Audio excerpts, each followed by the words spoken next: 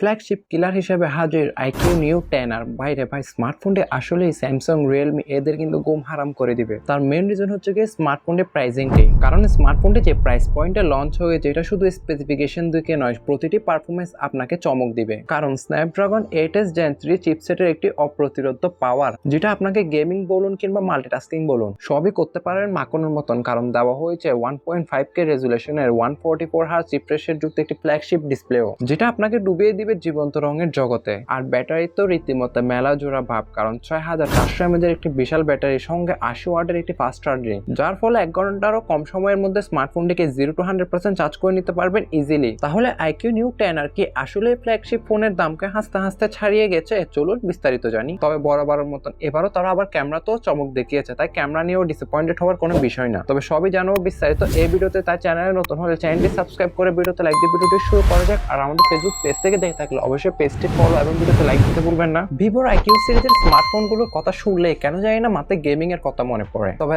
এবারে শুধুই গেমিং না, স্মার্টফোনটিকে একটি অলরাউন্ডার প্যাকেজে বলা যায়, তাও 25,000-এর মধ্যে, যেখানে তারা বরাবরের মতন এবারও স্যাক্রিফাইস করেছে তাদের বিল কোয়ালিটিতে। কারণ তারা এই বিল কোয়ালিটিতে স্যাক্রিফাইস করার ফলে মিনস আমরা আদার যে স্পেসিফিকেশন গুলো রয়েছে এগুলো কিন্তু বেটার পেয়ে থাকি। যার ফ্রেম বলুন কিংবা ব্যাক ব্যালেন্স বলুন, যেখানে সম্পূর্ণ প্লাস্টিকে ব্যবহার করা হয়েছে, যার ব্যাকে দেখতে পারবো আমরা এই ডিউল টোন ফিনিশিংটি। তবে বৈষম্য দেখতে পারবেন এর মুন নাইট টাইটানিয়ামে, সেখানে জাস্ট আপনি একটি কালারই দেখতে পারবেন ব্যাক প্যানেলে, যেখানে আপনার 6400 mAh এর মতো একটি ম্যাসিভ ব্যাটারি ইউজ করা সত্ত্বেও স্মার্টফোনটি থিকনেস করা হয়েছে 8 মিলিমিটার এবং ওজন করা হয়েছে 196 গ্রাম। তাই সেদিক দিয়ে হাতে নিলে তেমন খুব একটা ভারী মনে হবে না। আর ওয়েট ডিস্ট্রিবিউশনে কিন্তু যথেষ্ট ইনহেন্সি করেছে তারা, কারণ এত ম্যাসিভ একটি ব্যাটারি ব্যবহার করা সত্ত্বেও স্মার্টফোনটির ওয়েট আন্ডার 200 গ্রামের ভেতরে, যেটাকে এই সময় এসে একটা প্লাস পয়েন্ট বলা যায়। এবং এটি আপনার 80 ওয়াটের ফাস্ট চার্জিং স্পিডকেও কিন্তু সাপোর্ট করে, যার ফলে কিন্তু 1 ঘন্টারও কম সময়ের মধ্যে আপনি 0 to 100% চার্জ করে নিতে পারবেন ইজিলি। তার সাথে মিস যাবে না বাইপাস চার্জিং এবং ওয়্যারলেস চার্জিং এর সুবিধাটাও। তবে স্মার্টফোনটির চিপসেটটি যেহেতু 4nm বেসড আর্কিটেকচারের উপর তৈরি করা অক্টা কোর প্রসেসর, পাশাপাশি এখানে একটা সুপার অ্যামোলেড ডিসপ্লে থাকছে, বিধায় এখানে কিন্তু যথেষ্ট পাওয়ার এফিশিয়েন্ট বলতে পারেন। ফলে নর্মাল ইউজে কিন্তু একটা মোটামুটি ভালোই ব্যাটারি ব্যাকআপ আপনারা ইজিলি পেয়ে যাবেন, যেটা আপনার হালকা পানি চিটাপোড়া থেকে রক্ষা করার জন্য IP65 এর রেটিং দেওয়া হয়েছে। স্মার্টফোনটির মূল হাইলাইটেড বিষয় এর প্ল্যাটফর্মটি, যেখানে দেখতে পাবো আমরা কোয়ালকম স্ন্যাপড্রাগন 8s Gen 3 এর মতন 4nm বেসড একটি অক্টা কোর প্রসেসর। আর এই চিপসেটের আন্তত স্কোরে আমরা রেজাল্ট পেয়েছি 1.5 মিলিয়ন প্লাস। তাই পারফরমেন্সের দিক দিয়ে বুঝতে পারছেন যে খুবই পাওয়ারফুল একটা পারফরমেন্স কিন্তু এখান থেকে পেয়ে যাবেন, ওইটাও বাজেট হিসেবে।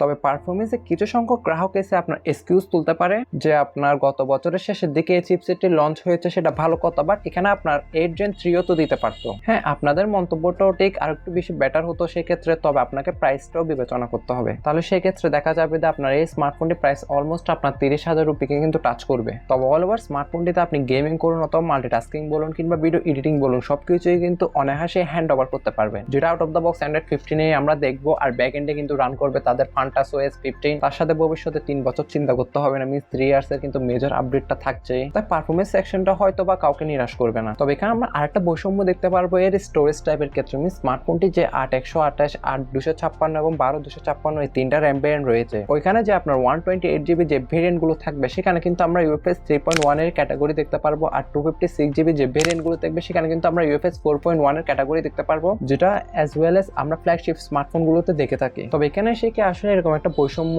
তাদের ক্রিয়েট করা উচিত হয়েছে কিনা আপনারা অবশ্যই কমেন্টে জানাবেন আমাকে। যেখানে ভার্চুয়াল র্যামের সুবিধা থাকে তেমন খুব একটা আহামরি কাজ আসবে তা না, তবে আপনি যদি 256GB এর গুলো পারচেস করতে পারেন তাহলে সেক্ষেত্রে মোটামুটি কাজ আসবে। তবে অনেক গ্রাহকরা আছে আইকিউ সিরিজের ক্যামেরাটাকে তেমন আহামরি খুব একটা বৈষম্য দেয় না, কারণ এর ক্যামেরা সেটআপটা নাকি খুব আহামরি ভালো না। তবে এই ক্ষেত্রে আপনার সম্পূর্ণ বিপরীত একটি দৃশ্য দেখতে যাচ্ছি, কারণ ব্যাকে 50 মেগাপিক্সেলের OIS যুক্ত অ্যাপারচার 1.8 এর যে ওয়াইড যুক্ত ক্যামেরা সেন্সরটি রয়েছে, আর সেকেন্ডারিতে 8 মেগাপিক্সেল সহ আলট্রা ওয়াইড আমাদেরকে ডিউল ক্যামেরা সেটআপ অফার করছে এর ব্যাকে। আর 2 মেগাপিক্সেলের একটি পাঞ্চ সেলফি ক্যামেরা তো রয়েছে। আর স্মার্টফোনটির উভয় ক্যামেরা দ্বারা সর্বোচ্চ 4K তে আপনার ভিডিও রেকর্ডিং করতে পারবেন। তবে কিছু ওয়েবসাইট আমি 60 FPS দেখেছি, কিছু ওয়েবসাইট আমি আপনার 30 FPS দেখলাম, ওটা আপাতত শিওর হয়ে বলতে পারছি না। তবে ব্যাক ক্যামেরা মিস করবেন আপনি, যারও EIS এরও সুবিধা। আর ওভারঅল ব্যাক ক্যামেরা মোটামুটি ঠিকঠাকই বলবো। বাজেট হিসেবে বলবো না, আগের থেকে বেশ ইমপ্রুভমেন্ট করেছে আমি বলবো। আর আপনারা জানেন যে ভিভোর ক্যামেরা অ্যালগরিদম কতটা ভালো, তার সাথে তারা যে সোশ্যাল মিডিয়া রেডিয়েট কিংবা পাঞ্চে কালারের ছবিগুলো দিয়ে থাকে সেটা অবশ্যই অনেকেরই ভালো লাগতে পারে। তার সাথে মজার বিষয় এই যে স্মার্টফোনের ফন্ট আসলে দেখতে পারবো 1.5K রেজুলেশনে 6.78 ইঞ্চি মাপের একটি অ্যামোলেড ডিসপ্লে, যেখানে অবশ্য 144Hz রিফ্রেশ রেটটা আপনি গেমিং এ বেশিরভাগ পাবেন।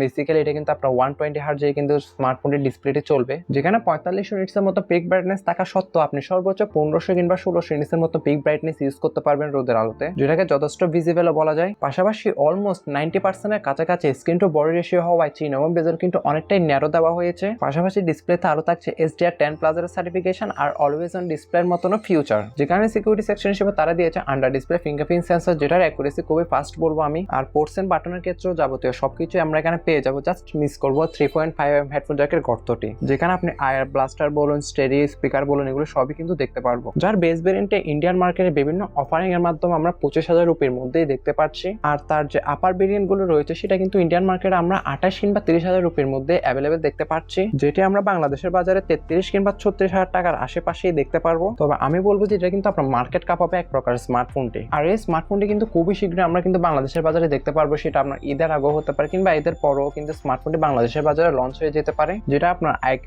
Z10 টার্বোর নতুন ভার্সন হিসেবেও আসতে পারে, অথবা IQ Z New 10 আর রয়েছে ওটা আপনার ইন্ডিয়ান কিংবা গ্লোবাল ভার্সন